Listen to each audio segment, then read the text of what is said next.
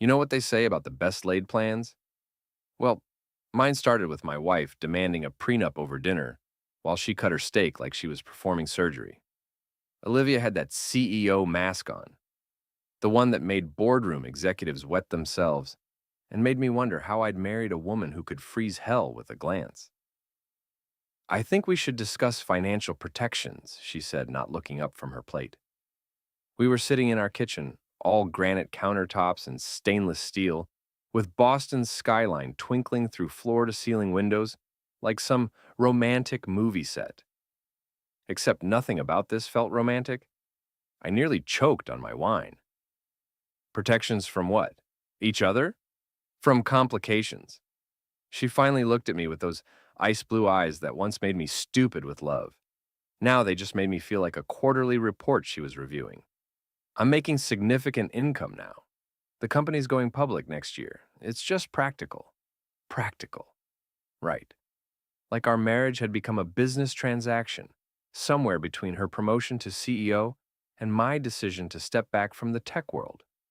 I'd sold my startup 3 years ago, something she knew about but had never bothered to ask the details. Olivia assumed I'd made enough to keep us comfortable. She had no idea I'd made enough to buy her entire company twice over. Sure, honey, I said, raising my glass in a mock toast. Let's protect your assets from your deadbeat husband. She missed the sarcasm completely. I'm glad you understand. 2 weeks later, I sat in my lawyer's office. Not the family attorney Olivia knew about, but Marcus Chen, who'd handled my acquisition deals. The prenup Olivia's lawyer had drafted was spread across his mahogany desk like a battle plan. She wants to keep everything separate, Marcus said, adjusting his glasses.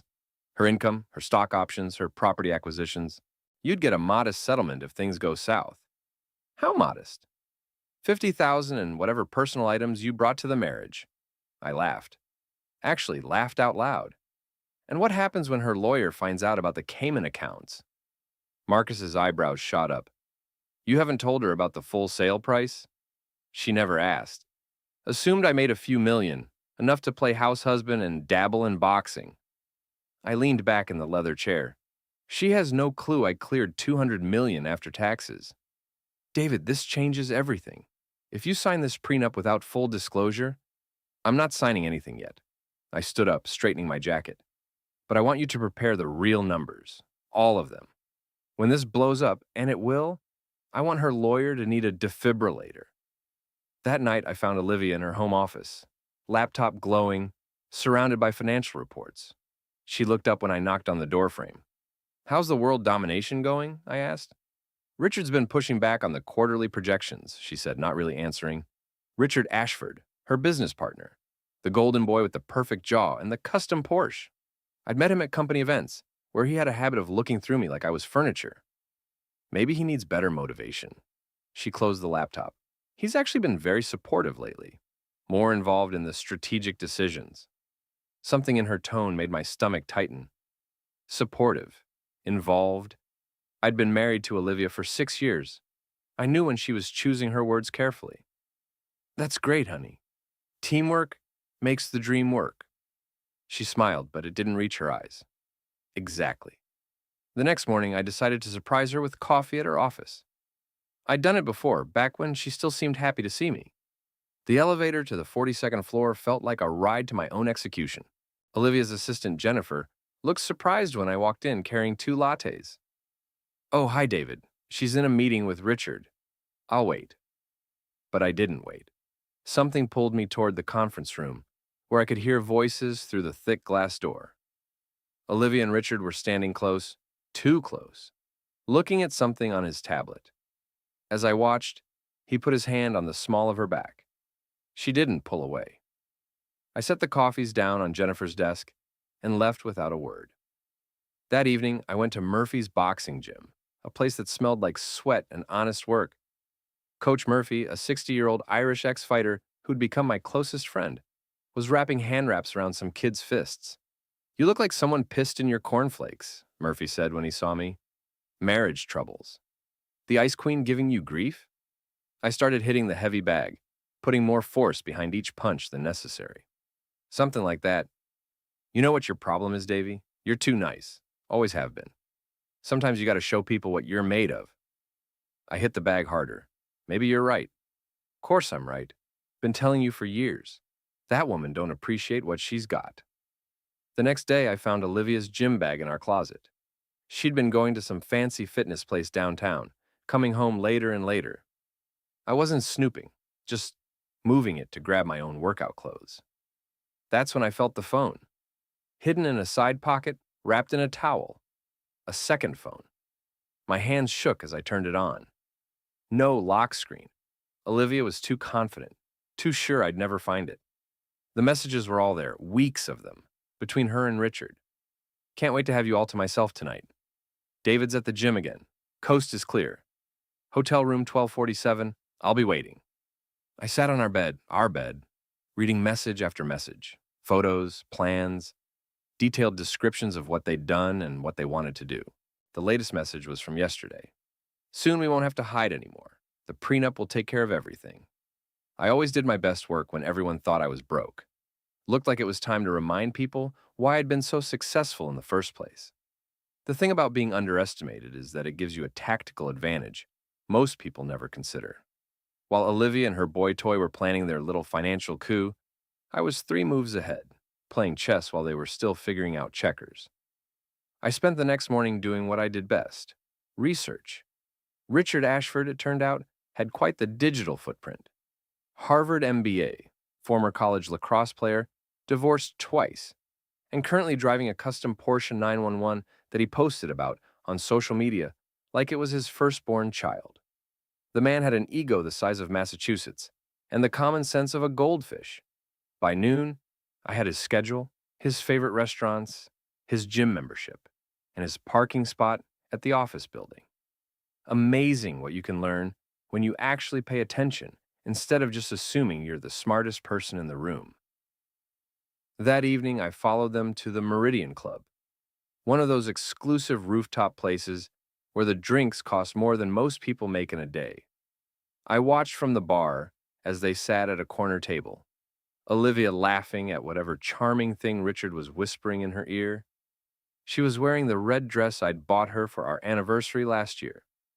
I waited until they went to the bathroom, separately, of course, maintaining the illusion of discretion, then slipped down to the parking garage. Richard's precious Porsche was parked in a handicapped spot, because apparently rules were for other people. I took out my keys and carved a message into the driver's side door. Property of CEO's husband. Then, for good measure, I loosened his valve stems just enough to ensure he'd have 4 flat tires by morning. The next day, Olivia came home in an unusually good mood, humming while she made dinner. I was sitting at the kitchen island reading the news on my tablet. "How was your day, honey?" she asked, not really listening for an answer. "Interesting. I heard Richard had some car trouble." She paused, just for a second, while chopping vegetables. "Did he?" "Vandalism, apparently. Someone really didn't like his parking job." I looked up from my tablet. Funny thing about karma, it has a sense of humor. That's terrible. Who would do something like that? I shrugged. Probably someone who doesn't appreciate entitled assholes who think they own the world. She gave me a sharp look. That's a bit harsh, don't you think? Is it? I mean, if someone's going around taking things that don't belong to them, maybe they deserve whatever's coming to them. The knife in her hand stopped moving. What's that supposed to mean? Nothing, sweetheart. Just making conversation. That night, I got a call from Sarah Mitchell, Olivia's best friend, and the closest thing she had to a confidant. Sarah was a therapist who specialized in marriage counseling, which always struck me as ironic since she'd been divorced 3 times herself. "David, we need to talk. Can you meet me tomorrow?" "About what?" "About Olivia, about your marriage, about things that are going to get very complicated very quickly." I met Sarah at a coffee shop downtown, one of those places with exposed brick and pretentious baristas who treated coffee like it was a religious experience. She was already there when I arrived, sitting in a corner booth, looking like she hadn't slept. "You know, don't you?" she said without preamble. I sat down across from her. "Know what? About Richard, about the affair. What makes you think there's an affair?" Sarah laughed, but there was no humor in it. "Please. I've been listening to Olivia talk about him for months. The way her voice changes when she says his name. The sudden interest in working late. The new lingerie purchases. You're very observant. It's my job. And right now, my job is trying to save my best friend from making the biggest mistake of her life. I stirred my coffee slowly. And what mistake would that be? Leaving you for him. She thinks Richard is her ticket to some perfect life, where she gets to be the power couple with the perfect man. She has no idea what she's giving up. What am I giving up? Sarah leaned forward. That's what I want to know. Because the David I've known for 6 years would have confronted her by now, would have demanded answers. The fact that you're sitting here, calm as can be, tells me you're planning something. Maybe I'm just processing. Bullshit. You're calculating. I can see it in your eyes. So, let me ask you directly. What are you planning to do about this? I took a long sip of my coffee, studying Sarah's face. She was worried, but not about me. She was worried about what I might do to disrupt whatever plan she and Olivia had cooked up. I'm going to give her exactly what she deserves, I said finally. Sarah's face went pale. David, whatever you're thinking, I'm thinking that people who play games should be prepared to lose. I left her sitting there and walked back to my car. As I drove home, my phone buzzed with a text from Coach Murphy. Don't play fair, kid. She never did. He was right. It was time to stop playing defense. That night, while Olivia was in the shower, I went through her real phone. The woman who could spot a financial discrepancy from across a boardroom had somehow forgotten to clear her browser history. Hotel bookings, restaurant reservations for two, and most interesting of all, searches for divorce attorneys specializing in high-asset cases. I screenshot everything, uploaded it to a secure cloud account, and put her phone back exactly where I'd found it. Then, I went to my home office and started making calls. The first call was to Marcus Chen. I need you to move some assets around quietly. What kind of assets? The kind that disappear from joint accounts and reappear in places my wife's lawyers will never think to look. David, that's legal. I'm not stealing anything. I'm protecting my own money from someone who's planning to steal it from me. The second call was to a private investigator I'd used during some business acquisitions. I need documentation, photos, evidence that will hold up in court. What kind of evidence? The kind that proves adultery and financial fraud. The third call was to Tommy Rodriguez, who owned a chain of auto repair shops and owed me a favor from when I'd helped him avoid bankruptcy 3 years ago. Tommy, I need someone's car to have a very bad day. How bad we talking? Bad enough that he'll be walking for a while, but nothing that can be traced back to anyone. Consider it done.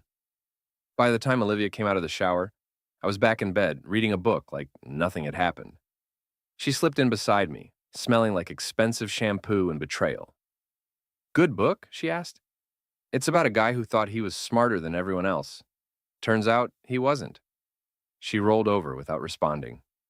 Within minutes, she was asleep, probably dreaming about her perfect new life with Richard. I lay there in the dark, listening to her breathe, and smiled. Tomorrow, the real game would begin. The beauty of corporate warfare is that it's all about information, timing, and knowing your enemy's weaknesses. After 15 years in the tech world, I'd learned that the most devastating attacks come from directions your opponent never sees coming. Richard's weakness was his ego. Olivia's was her reputation. And their shared weakness was the assumption that I was just some house husband who'd roll over and play dead when they were ready to cash out. Time to correct that misconception. I started with Richard's car because men like him define themselves by their possessions. Tommy's guys did beautiful work. Sugar in the gas tank, paint stripper on the hood that would eat through the clear coat in about 6 hours, and a few strategic scratches that would require a complete repaint. But the masterpiece was the bumper sticker they applied to his rear window. My other car is my business partner's husband. Richard discovered the damage at 8:30 the next morning, right as he was leaving for a breakfast meeting with potential investors. According to my private investigator, who happened to be having coffee across the street, Richard's reaction was loud enough to set off car alarms.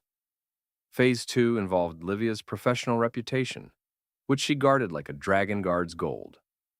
I'd done my homework on her company's board of directors, and it turned out that Margaret Walsh, the chairman, was old-school Boston conservative who believed in traditional values and moral conduct.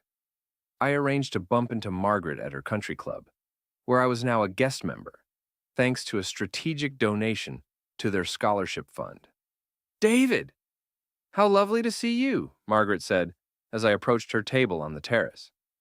How's Olivia? Busy as always. Working very closely with Richard these days. Very closely. I let that hang in the air for a moment. They make quite a team. Margaret raised an eyebrow. Yes, I've heard they've been spending a lot of time together on the new acquisition project. Day and night. Sometimes I feel like I'm married to both of them. I laughed like it was a joke, but Margaret's expression suggested she was reading between the lines. Well, dedication to work is admirable, but balance is important too. I couldn't agree more, though I suppose some people have different definitions of work-life balance. That afternoon, I got a call from Coach Murphy. You free tonight? Got something to show you. I met him at the gym after hours. He led me to his office, where he had a laptop open on his desk. Remember that security camera I installed in the parking lot last month? He said. Turns out, it's got a perfect view of the hotel across the street, the one with the fancy restaurant on the ground floor. He turned the laptop toward me. The timestamp showed yesterday at 6:15 p.m. There was Olivia, walking into the hotel with Richard, his hand on her lower back, both of them laughing like they didn't have a care in the world. How long have you been recording? 3 weeks. Got about 40 hours of footage showing them coming and going. Always together, always looking real comfortable with each other. I clapped him on the shoulder. Coach, you're a beautiful man. Yeah, well, nobody screws over my friends without consequences. The next evening was the charity gala for the Children's Hospital, one of those mandatory social events where Boston's elite gathered to write tax-deductible checks and pretend they cared about something other than themselves. Olivia had been planning to attend with Richard, telling me she needed to network with potential clients. I showed up anyway. The ballroom at the Four Seasons was packed with the usual suspects: politicians, business leaders, society wives, and enough plastic surgery to stock a medical supply warehouse. I spotted Olivia and Richard immediately, holding court near the silent auction tables, both of them dressed to kill. I waited until they were separated, Olivia talking to Margaret Walsh and some other board members, Richard schmoozing with a group of investors near the bar. Then I made my move. Richard, great to see you, buddy. He turned, his perfect smile faltering when he saw me. David, I didn't expect to see you here. Wouldn't miss it. Olivia's been telling me so much about your collaboration lately. Sounds like you two have been working very hard together. Yes, well, the acquisition project has been demanding, I bet. All those late nights, weekend meetings, hotel conferences. I smiled broadly. It's amazing how dedicated you both are to getting the job done. Richard's face was starting to flush. I'm not sure what you're implying. I'm not implying anything. I'm stating facts. Like the fact that you've been screwing my wife for 3 months. I kept my voice conversational, but loud enough for the people around us to hear. The group of investors went silent. Richard's mouth opened and closed like a fish gasping for air. I think there's been a misunderstanding. The only misunderstanding is you thinking I'm stupid enough not to notice. I pulled out my phone and showed him one of the screenshots from Olivia's messages. This is from last Tuesday. Can't wait to feel you inside me again. Recognize the number? Richard grabbed for my phone, but I was faster. I wouldn't do that if I were you. Not unless you want me to show everyone the photos she sent with that message. You're insane. No, I'm thorough. There's a difference. I walked away, leaving Richard standing there like a deer in headlights, while the investors whispered among themselves. Across the room, I could see Olivia excusing herself from her conversation, her face tight with concern. She caught up with me near the coat check. What the hell do you think you're doing? Enjoying the party. Great turnout, don't you think? David, I don't know what game you think you're playing. Game? This isn't a game, sweetheart. This is consequences. You and your boyfriend have been playing house for months, thinking I'm too stupid or too weak to do anything about it. Turns out, you were wrong on both counts. Her face went white. I don't know what you think you know. I know about the second phone. I know about the hotel rooms. I know about the prenup strategy. And I know about the divorce attorneys you've been consulting. I stepped closer, lowering my voice. What you don't know is what I'm going to do about it. Are you threatening me? I'm educating you. See, you've been operating under the assumption that I'm just some broke ex-entrepreneur who got lucky once. But you never bothered to ask the right questions, did you? Never wondered why I was so comfortable stepping back from work. Never curious about the exact details of my company's acquisition. I could see the wheels turning in her head, the first flicker of doubt creeping into her eyes. Here's what's going to happen, I continued. You're going to go home tonight and think very carefully about whether this is really the path you want to go down. Because once we start playing hardball, there's no going back. And honey, you have no idea what league I play in. I left her standing there and walked out into the Boston night. My phone was already buzzing with messages from Sarah, from Richard, from people who'd witnessed the confrontation at the gala. But the most interesting message came from an unknown number. We need to talk. Tomorrow. 2 p.m. Legal offices of Morrison and Associates. Come alone. It was from Olivia's divorce attorney. Game on. The offices of Morrison and Associates occupied 3 floors of a glass tower in downtown Boston, the kind of place where billable hours started at $1,000 and the coffee was served in china cups that cost more than most people's monthly rent. I arrived at exactly 2 p.m., wearing my best suit and the smile of a man who held all the cards. James Morrison himself greeted me in the marble lobby, a silver-haired shark in a $3,000 suit who specialized in dismantling wealthy marriages. The fact that he was handling this personally told me everything I needed to know about how seriously they were taking the situation. Mr. Parker, thank you for coming. Wouldn't miss it. I love a good legal consultation. He led me to a conference room overlooking the harbor, where Olivia was already seated at a polished table that could have doubled as an aircraft carrier deck. She looked composed, professional, every inch the CEO, except for the slight tremor in her hands when she reached for her water glass. David, she said without looking up, sweetheart, you look lovely. Stressed, but lovely. Morrison cleared his throat. Mr. Parker, we've asked you here to discuss the dissolution of your marriage in a civilized manner. Civilized, I like that word. It implies that everyone involved is operating with basic human decency. I looked directly at Olivia. Present company excluded, of course. There's no need for hostility, Morrison continued. We're prepared to offer you a generous settlement, significantly more than what the prenup stipulates. I leaned back in my chair. How generous? $500,000? Plus the house in Brookline? Plus spousal support for 2 years?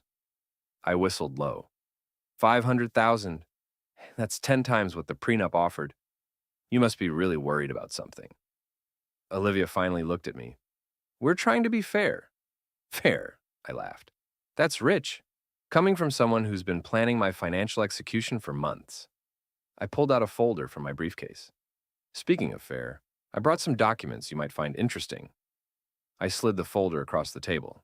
Morrison opened it, and I watched his face change as he flipped through the pages. What is this? He asked. Financial disclosure. The real numbers for my company's acquisition.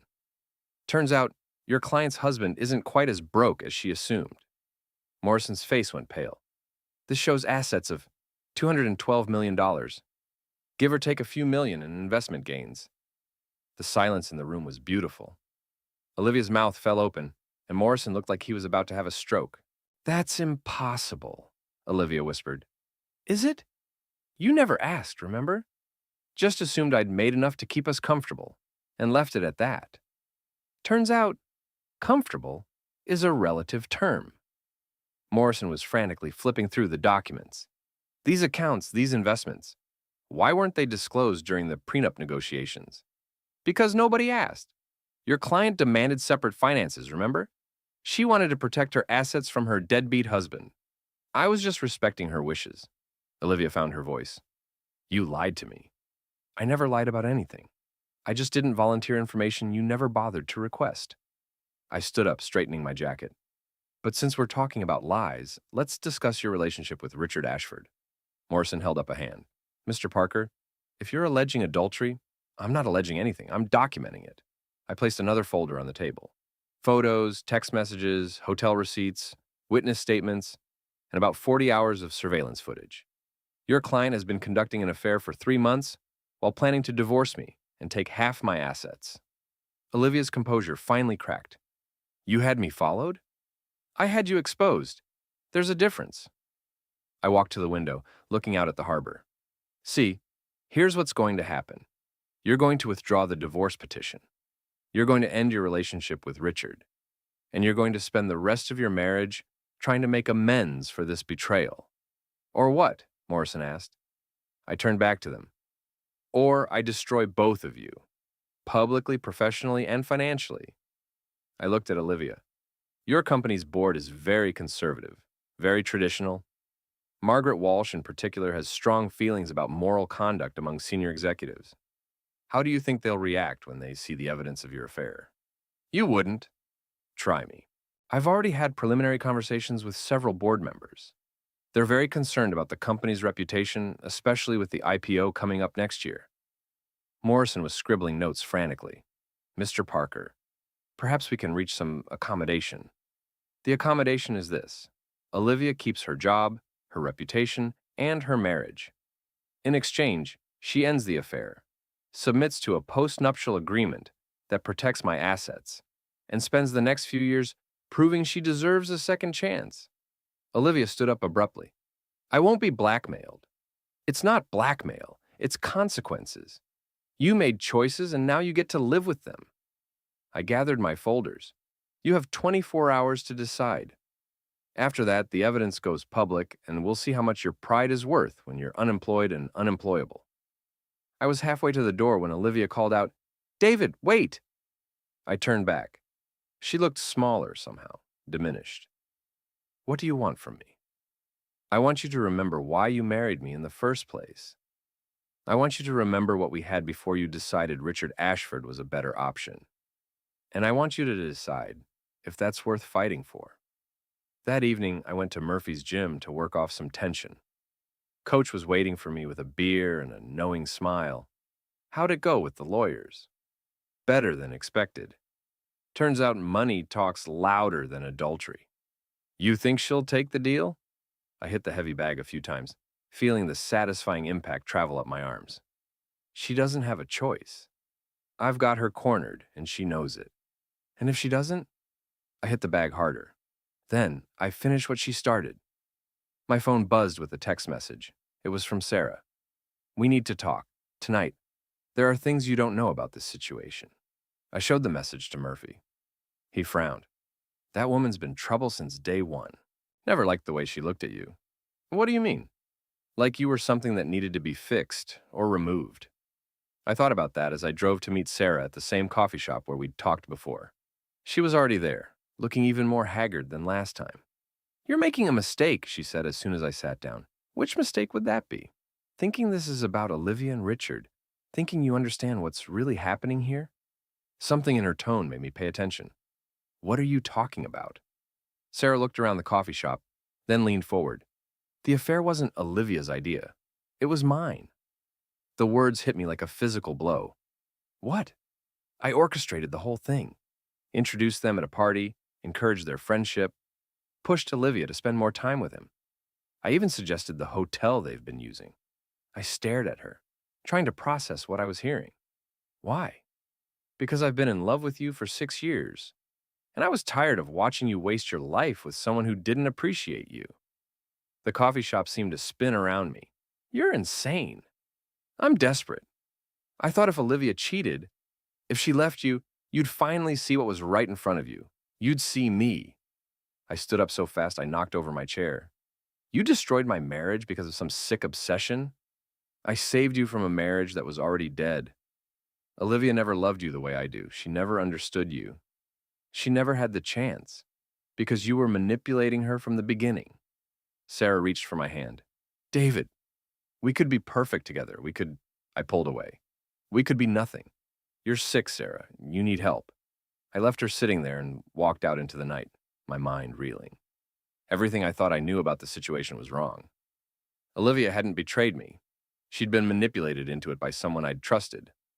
But that didn't change the facts. The affair had still happened. The prenup strategy was still real. And Olivia had still made choices regardless of who had influenced them. My phone rang. It was Olivia. David, I've made my decision. And? I'll take your deal, but I have conditions. You're not in a position to make conditions. I am, if you want this marriage to actually work, instead of just being a prison sentence for both of us. I stopped walking. What kind of conditions? Full disclosure about everything. Your money, your plans, your real feelings about this situation. If we're going to try to rebuild this marriage, it has to be built on honesty. And, and you have to forgive me. Really forgive me.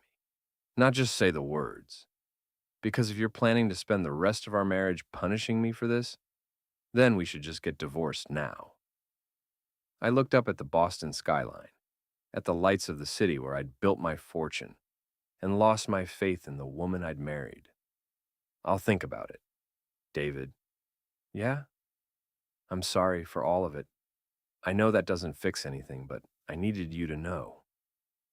After she hung up, I stood on the sidewalk for a long time, thinking about choices and consequences, about love and betrayal, about the difference between justice and revenge.